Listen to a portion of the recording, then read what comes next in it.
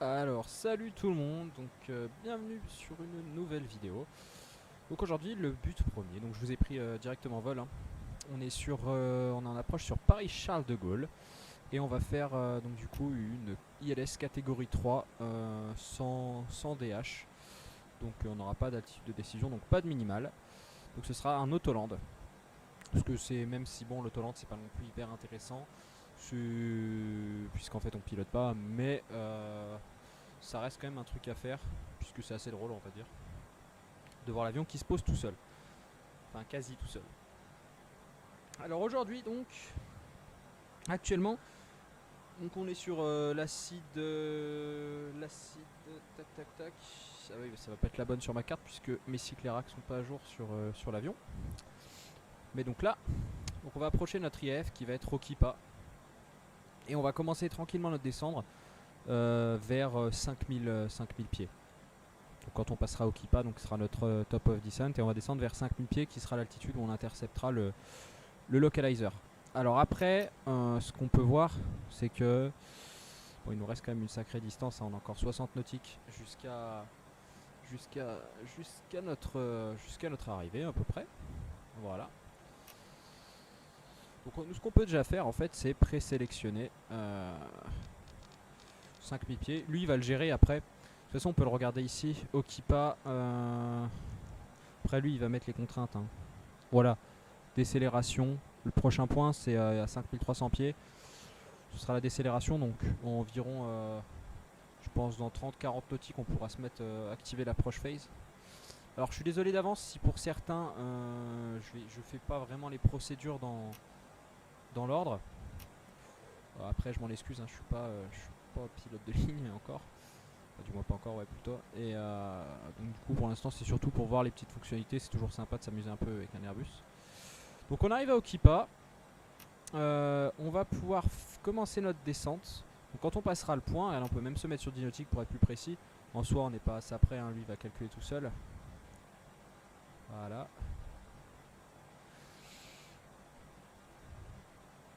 Et là, hop, on peut appuyer sur notre petit point.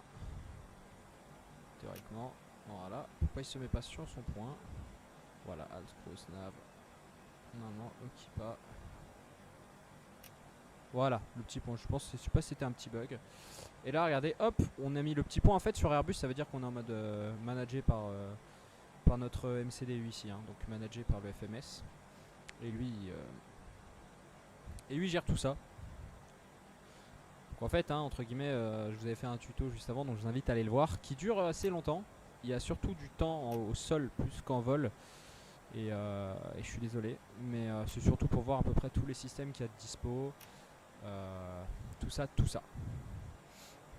On va se mettre sur la page. Normalement, il va se mettre en. Voilà, cruise. Ici. Donc, c'est surtout pour voir. C'était pour voir les fonctionnalités. Là, on est avec un petit 320 livré Lufthansa.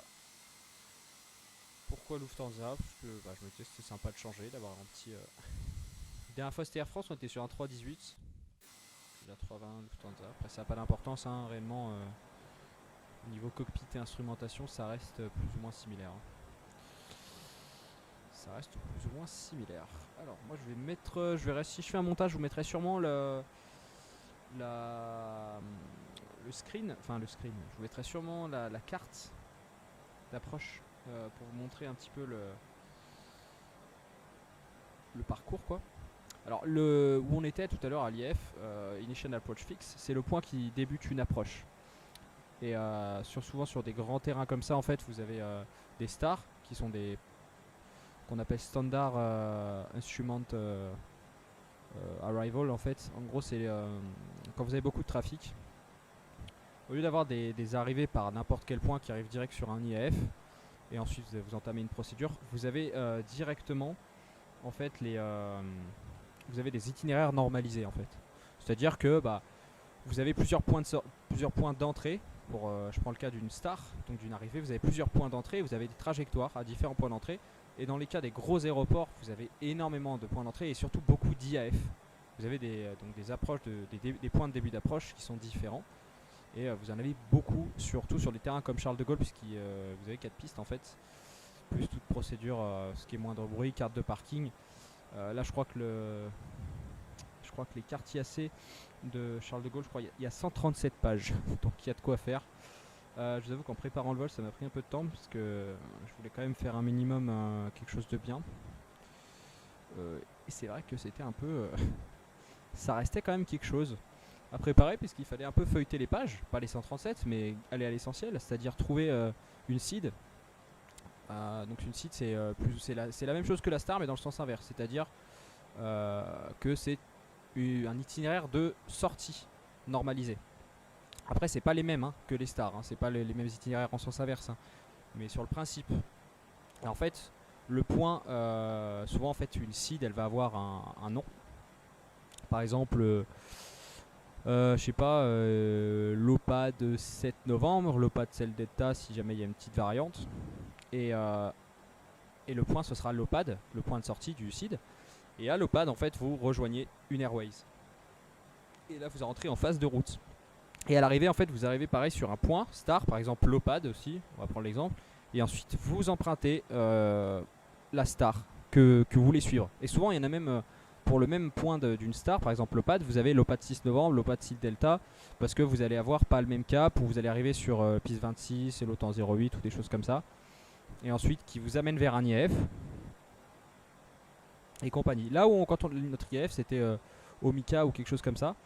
Et on aurait eu, comment dire, on aurait eu, attendez, bougez pas, on aurait pu aussi attendre à ce point-là. Lui, j'espère qu'il va continuer à descendre, parce que je le surveille depuis tout à l'heure. Lui, normalement, il est censé mettre top of descent, j'ai le 15. J'ai pas tout à fait confiance en ce truc, des fois. Il y a souvent des surprises, surtout quand en simulation, quand vous n'avez pas les mêmes points que la carte que vous avez en face de vous, parce que vous n'avez pas le même cycle rack. Et c'est toujours hyper galère de se trouver. J'espère juste qu'on va l'avoir avant d'intercepter Glide. Et ça, je suis pas sûr non plus. Ce que je vais faire, c'est intercepter le flight plan. De toute façon, intercepter le flight plan. Qu'est-ce que je voulais dire? C'est marrant, c'est que là, l'interception du lock, elle va quand même être activer la frosh phase. Il va commencer à réduire tranquillement. Merde. Je fais ça volontairement, je réduis très tôt. Parce que je sais pas trop ce qu'il veut faire lui. Je veux juste qu'il descende tranquillement. Ouais, voilà. Puis il a un point de décélération. C'est toujours un peu chaud de savoir ce qu'il va faire parce que surtout quand vous n'êtes pas vous n'avez pas réellement la main dessus. Enfin, la main dessus, c'est-à-dire surtout quand vous n'avez pas les mêmes points que vous avez sur votre carte d'approche. Et pour le repère, c'est assez. Vous pouvez avoir des surprises. Après, le principe reste le même parce que c'est plutôt plus ou moins fiable quand même. Alors, on va faire un donc full ici. Atterrissage en configuration full. Si c'était une configuration 3, on cliquerait sur configuration 3.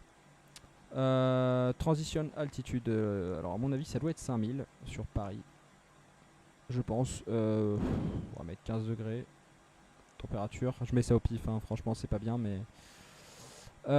Final, ok. Barreau. Bon, bah là, on va pas mettre de minimal parce qu'en soi.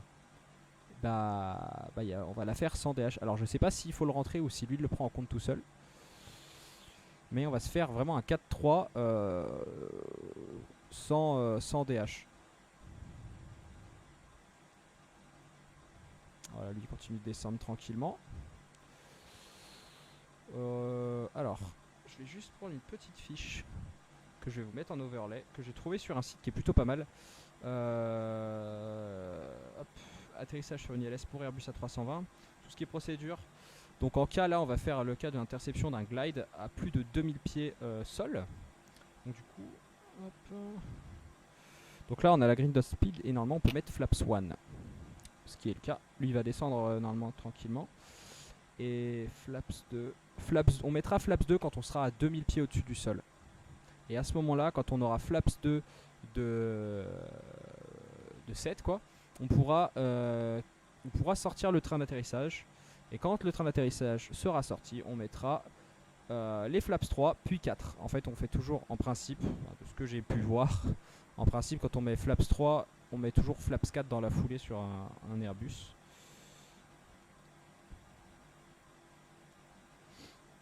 Et à 1000 pieds bien sûr on fera le petit check quand le GP, quand le radio ultimate nous dira 1000, il faudra vérifier qu'on est stabilisé, c'est-à-dire qu'on on soit vraiment sur l'axe de l'ILS. Normalement ça devrait être bon puisqu'on le fait au PA. Et si jamais on n'est pas en landing config, c'est-à-dire qu'on est encore flaps 3 ou qu'on n'a pas le train sorti parce qu'on a oublié ou parce qu'on a oublié quelque chose de finir de set, par exemple, je sais pas, les auto-breaks ou les spoilers, il faudrait remettre les gaz et suivre donc l'API qui se mettra toute seule automatiquement. Aujourd'hui on va pas le faire. Donc voilà. Donc à 2000 pieds au-dessus du sol on pourra mettre tranquillement notre petit truc. On va dire que si vous voulez, si vous êtes intéressé sur, tout ce qui est d'ailleurs ça me fait penser, on a passé 10 000 pieds, on va mettre tout ce qui est lights on. Donc si vous êtes intéressé pour tout ce qui est données 320, vraiment il y a de quoi faire sur le net. Il y a vraiment de quoi faire, du moins en simulation, vous pouvez trouver pas mal. Moi je connais Smart Cockpit. Il y a pas mal de docs sur le 320, j'ai trouvé ça en cherchant un petit peu. Vous pouvez télécharger pas mal de docs sur le 320. Alors bien sûr à utiliser en simulation, mais je pense que normalement il n'y a pas de problème là-dessus. Et ça peut permettre d'ajouter une petite dimension RP sur le vol. Même si vous êtes en solo, de pouvoir regarder des procédures. Par exemple là, ce que je vous afficherai normalement, ce que je pense que je vais faire un montage cette fois-ci. De pouvoir avoir voilà comment se passe une approche, alors, une ILS par exemple, comment on set les flaps et compagnie. Toujours voilà, c'est une simulation parce qu'en vrai et suivant même les compagnies je pense que ça peut différer, donc c'est pas une généralité là ce que je fais là c'est je me base sur un doc que j'ai histoire d'améliorer tout ça quoi. Et donc du coup là en cas d'interception, donc sur le petit doc vous avez vu glide interception below 2000 pieds ou below 1500 pieds. Enfin below 1500 pieds, 1500 pieds mini pardon. Donc dans ce cas là vous pouvez set flaps 2, pas quand vous avez quand vous êtes à 2000 pieds du coup vu que vous serez inférieur, mais quand vous êtes below one dot below the glide.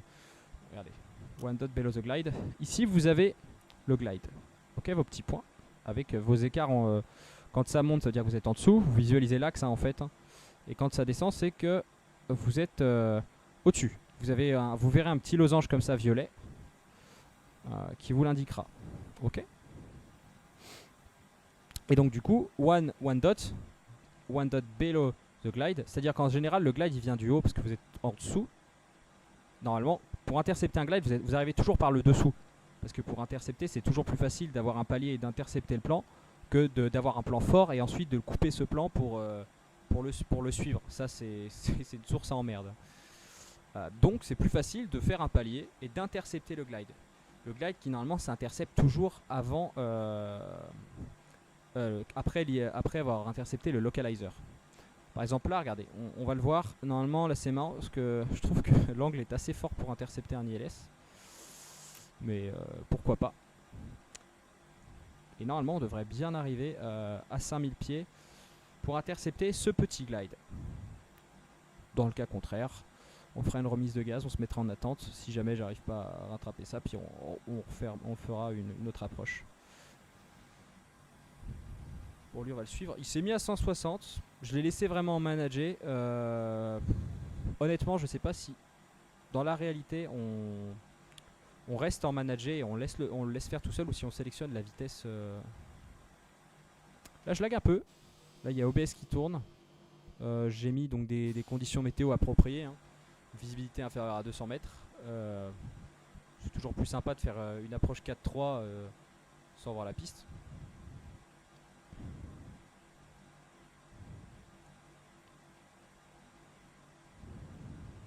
Voilà, c'est pied.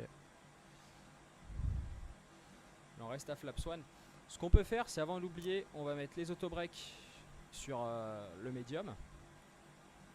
Et on va armer Et je pense qu'ils étaient déjà armés parce que j'avais fait mal mon boulot. Voilà. Sur Armed. En fait, ce que ça veut dire, auto break, ici, low, med, max, c'est des freins automatiques de l'avion. C'est-à-dire que quand il aura les roues posées au sol, il va freiner tout seul, suivant un degré de frein. C'est-à-dire que là, low, il va freiner faiblement. Med, il va freiner moyennement, on va dire. Et max, il va vraiment donner la patate.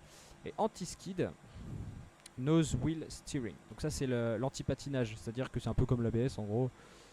Si vous freinez fort, il va faire en sorte de ne pas patiner, parce qu'une voiture qui patine, ça se rattrape. L'avion qui patine sur une piste, il y a quand même un peu plus de poids et d'inertie. Donc on va dire que ça peut jouer mal, quoi. Et ici, donc brake fan, ce que vous voyez là, c'est des ventilateurs, enfin c'est le refroidissement des freins quand ils sont beaucoup trop chauds. Et landing gear, ici c'est les lumières que vous connaissez classiquement. C'est vrai que j'avais pas vraiment présenté ce petit point là la dernière fois. Ici on a un petit chrono. Vous pouvez voir que le vol quand même a duré 56 minutes. Et mine de rien, ça reste 56 minutes de vol, sachant qu'un Lyon-Paris c'est environ ça. Donc là, hop. Bon lui, je sais pas trop comment était foutu l'approche dans ce FMS, mais j'ai l'impression qu'il va intercepter le glide en même temps que... Alors on va tester l'approche au lock. Alors ça c'est très con ce que tu fais, puisque on n'est pas tout à fait à 5000 et que je pense que il va foirer le glide, ce con. Je vais activer la PPR en même temps. Regardez, on va se mettre sur le mode LS pour centrer la petite barre ici, et vous avez même un rappel de votre glide. Là, regardez, hop. Alors là c'est marrant, normalement, je me disais bien que normalement on n'intercepte pas un ILS dans ce sens là. Il faut toujours un angle à faire. Enfin, le meilleur angle, c'est quand même, ça reste 45 degrés pour intercepter un ILS. Parce que voilà, ça évite de faire un grand virage et de l'overshooter complètement. Après, là, on est au PA. Regardez, là, il y a le petit poignard qui va venir tranquillement. Hop, voilà. Ok. Ok. Et donc là, regardez, on a ici écrit 4-3 single, 1 P1, 1 FD2, ATHR, ça c'est ce qui est activé. Autopilot 1, Flight Director 1 et Flight Director 2. Et là 4-3 single, on va mettre AP2 ici. Et là on passe en 4-3 dual, AP1 plus AP2. Parce qu'il me semble que dans les requirements pour une approche en autoland, il faut un système opérationnel après panne. En gros, dans le cas où pendant l'approche, on a une panne d'un des pilotes automatiques, l'autre pilote automatique prend le relais et peut poursuivre l'approche pour un autoland. Parce que imaginez que l'autoland, il commence à... Il y a un pilote automatique qui tombe en panne. On a par exemple qu'un pilote automatique d'activer et il tombe en panne au moment de l'arrondi. Et bien qu'est-ce qui se passe? Le pilote n'est pas prêt, on tape fort, on peut casser le train, on peut avoir un accident. Donc... pour faire un autoland, le mieux est d'avoir les deux pilotes automatiques, et ce qui est demandé d'ailleurs pour faire un autoland, sinon il ne le fera pas. Et d'ailleurs il me semble qu'il remettra les gaz tout seul, si vous tentez le coup de le faire un seul PA. Donc qu'est-ce qu'on voit ici? Alors là on voit qu'on est sur le glide ici et sur le glide ici en fait, vous le voyez là. Et là on s'est mis en mode rose en LS, Landing System. Et ici, LS aussi, on a coché pour voir les bugs ici. Donc, hop. Voilà. Donc ça permet, c'est sympa de pouvoir voir comment dire, pour avoir un écart d'axe ici pour une interception. Je trouve que c'est plus intuitif, entre guillemets, que de suivre ceci. Après, quand vous faites une approche airnav, qu'est-ce qu'il fait lui? Waouh. Alors ce que vous voyez ici, le vecteur, c'est théoriquement le vecteur accélération et ce que suivra, enfin la tendance de votre vitesse. Là, quand il s'est affiché d'un coup vers le haut, la pointe de la flèche est censée être la vitesse de l'avion 10 secondes, dans 10 secondes en fait à ce moment-là. 2500, ok, donc là 2500 pieds, c'est la hauteur à laquelle s'active donc le radio-altimètre. Bon là on voit au niveau... 2500. Ok, bon ça peut être du relief qui joue là-dessus. À 2000 pieds, on a dit, on sort flaps 2 puisque c'est une interception au-dessus de 2000 pieds. Donc là, on suit hein, tranquillement.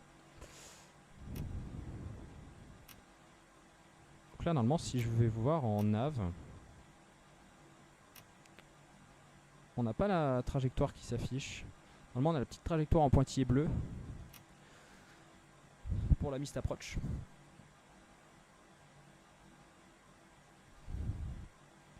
Ok. Hop, on a passé les demi-pieds. On va mettre flaps 2. Voilà. Je les ai bien passés avant, donc c'est un petit peu ma faute. Là, j'ai regardé un peu de travers. Hop. La outer marker. Ok. On sort le gear.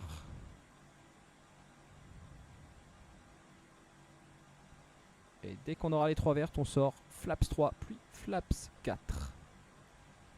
On surveille.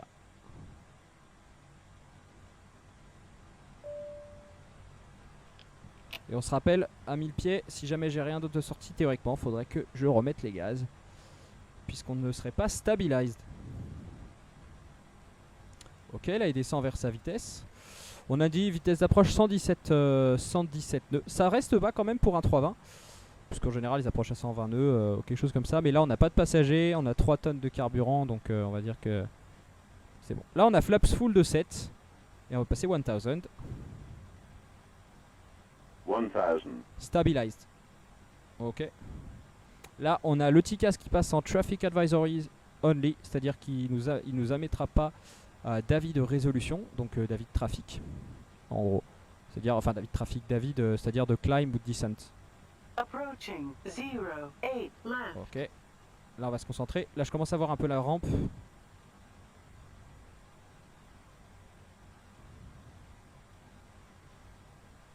On n'a pas d'altitude de décision hein. Donc là théoriquement on peut pas trop Je suis un peu indécis sur mon zoom. On va rester comme ça. Hop.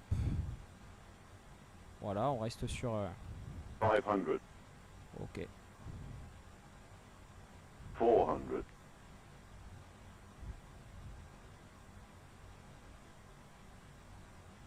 Là, regardez, là-haut il passe en land. 300. C'est-à-dire qu'il va gérer le land. Voilà, hop, quand il y a un carré blanc, c'est qu'il s'active. Hein. Speed. Oula, c'est pas bon ça. Si c'est bon, il va le reprendre. Middle marker. Normalement, 200. on va voir le inner marker à la fin, là, en arrivant. Inner marker. Voilà, regardez, on voit la rampe d'approche. Théoriquement, si on avait une minimale, on pourrait poursuivre parce qu'on a une référence visuelle. Et quand on entendra 70. retard, 60. 50. 40. 30. flare, 20. arrondi. Retard. Hop, 5. retard. On met en idle. Et là, il va se poser. Tout seul. Hop, c'est parti. Reverse green. Decel. Décélération ici. Et là, on rentre. Hop. Et manual brake. Donc là, on rentre les reverse. C'est plus vraiment efficace à ces vitesses. Et donc, on est posé, comme vous le voyez, dans l'axe. Ça reste quand même l'autoland efficace. Bon, même si sur simulateur, vous voyez que... Hop, et là il s'est déconnecté tout seul. C'est-à-dire que pendant tout le roulage, là, on était en rollout. Je sais pas si vous avez fait attention, il y avait un mode qui était écrit rollout. En fait, pendant la phase de décélération, le PA a encore la main et il maintient l'axe. Parce qu'en fait, ça c'est vraiment fait pour quand vous avez zéro référence visuelle. Hein. Puisque théoriquement, avec un 4.3C, donc le dernier type de catégorie 3 sur un ILS, vous pouvez effectuer une approche sans altitude de décision ou hauteur de décision. Et également sans RVR. RVR, ça s'appelle Runway Visibility Range. C'est la portée visuelle de piste. C'est-à-dire la visibilité depuis le cockpit, donc depuis ce point-là, et la distance de la piste que vous voyez depuis ce point-là exactement et pas depuis le sol. Et la visibilité donc oblique, c'est la visibilité que vous avez en vol directement en face de vous, du sol. A mon avis, je pense que quand on se met en mode rollout, le PA, pour ceux qui se posent la question, je pense qu'il suit l'axe de l'ILS. Parce que l'ILS, en fait, il émet depuis l'autre bout de la piste. Quand vous êtes en 0,8, il émet vraiment de l'autre bout de la piste et de la fin de la piste. Bon, je sais pas où on va, parce que je vous avoue que j'ai même pas regardé la carte. Ce qu'on va faire, c'est qu'on va s'arrêter là. Puisque théoriquement, il faut traverser notre piste. Non, 08 coche. Oui, théoriquement. Ouais. Donc on va s'arrêter là.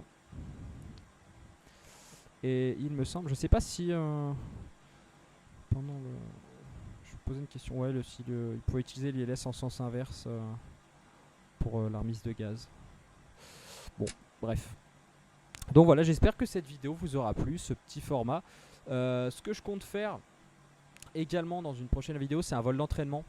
Parce que là, c'était vraiment un petit vol pour voir une notion en particulier. Et mais je pense que dans un prochain vol, on pourra faire par exemple, je sais pas, on peut partir de Lyon, on va faire une approche à Saint-Yan, parce que la piste, on va dire qu'elle peut être propice. On fait une remise de gaz à Saint-Yan, donc on fait l'ILS à Saint-Yan, remise de gaz à Saint-Yan et atterrissage à Clermont, on se fait une AirNav, quelque chose comme ça, ou une NDB, ou une connerie, quelque chose comme ça, voilà, histoire de voir à peu près tout. Ce que vous entendiez, c'était l'APU. Hein. Voilà, l'APU. Et là, théoriquement, si on avait un roulement assez long, on pourrait même, comment dire, couper un des moteurs. Mais il faut toujours attendre un petit temps de cooldown, histoire que le moteur tombe en température. Puisque voilà, hein, après un atterrissage, vous étiez quand même à un régime assez élevé. Et il faut le temps que vos moteurs refroidissent. Avant de couper. Donc parce que c'est possible effectivement de faire de couper un moteur. Bon là, voilà, je sais pas du tout si j'étais dans le bon sens, mais bon, on va s'arrêter là parce qu'à mon avis, je pense que je suis pas dans le bon sens. Parce que bon, je suis pas dans le bon sens, c'est pas grave. Enfin bref, donc j'espère que cette vidéo vous a plu. On va couper là, hein, bien RP, hein, je vous tiens à vous le dire. Hop, voilà. On va couper tout ce qui est lampe. Et donc je vous dis à très bientôt pour une prochaine vidéo. On peut même couper, hop, IRS, les fuel pompes. Hop. Et voilà. Et donc à très bientôt, j'espère que ça vous a plu et je vous souhaite une bonne soirée et bonne journée.